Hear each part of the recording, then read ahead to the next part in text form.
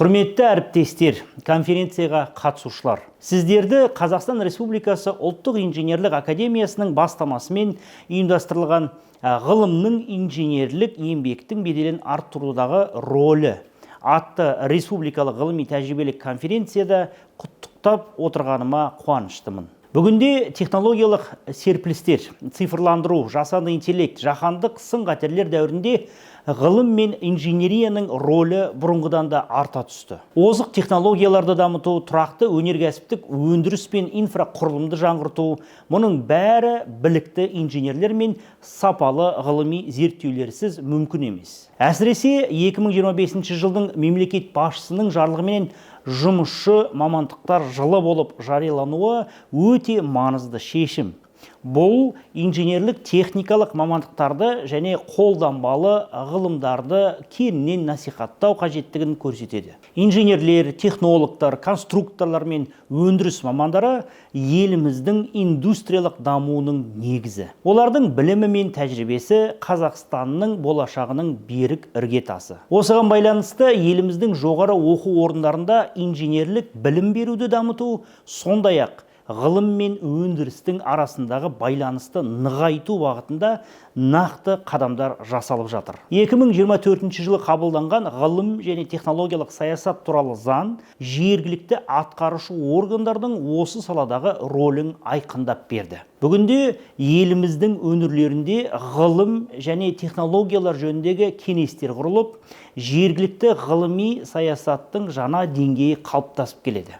Бюджеттік кодекске өзгерістер енгізіліп, енді ғылымды тек қана республикалық, орталық бюджеттен емес, жергілікті бюджеттен де қаржыландыруға мүмкіндік берілді. Сондықтан енді біздің өңірлік университеттеріміз жергілікті атқарушы органдармен, өңірлік кәсіпорындармен өте тығыз байланыста болу керек.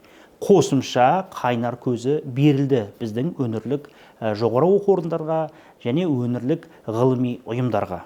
Инженерлік білім беруді дамытудың тағы бір маңызды кезеңі ай сана атты арнайы бағдарламасының іске қосылуы. Бұл жоба білім беру үдерісіне цифрлық технологиялар мен жасанды интеллект элементтерін енгізуге бағытталған. Машиналық оқыту, деректерді талдау, өндірісті автоматтандыру, мұның бәрі болашақ инженерлер үшін жаңа мүмкіндіктер ашады. Ай сана бағдарламасы бүгінде еліміздің жоғары оқу орындарында кеңінен енгізілуде. Ол жаңа буын инженерлерін заманауи технологиялармен жұмыс істей алатын мамандар ретінде қалыптастыруда. Қазіргі таңда ай сана бағдарламасының аясында 650 мың жоғары білім деңгейіндегі студенттерімізге арнайы жасанды интеллект курстарды оқытылуда. Осы күнге дейін 120 мыңнан астам студентіміз оқып сертификаттарды алды. Жаңа оқу жылында қыркүйек айынан бастап сол 650 мың студенттердің ішінде конкурс арқылы 100 мың студентке екінші арнайы модуль оқытылады. Бұл модульдарды жасақтау, пысықтау үшін Пол Ким атты өте атақты жасанды интеллект сарапшылары тартылды. Пол Ким қазіргі таңда Стэнфорд университетінің CTO, Chief Technology Officer, технология жөніндегі басшысы және Әлем банкінің директорлар кеңесінің мүшесі. Ал президентіміздің тағы да бір үлкен тапсырмасы ғылым мен өндірістің арасындағы байланысты күшейту. Осы бағытта министрлік Қазахмыс, ERG, Қазатомөнеркәсіп, Самұрық-қазына компаниялар, Қазминералс, Қазцинк тәрізді ірі өндіріс кәсіпорындарымен бірлесті. Былтырдың өзінде 8 үлкен ғылыми технологиялық сессиялар өткізілді.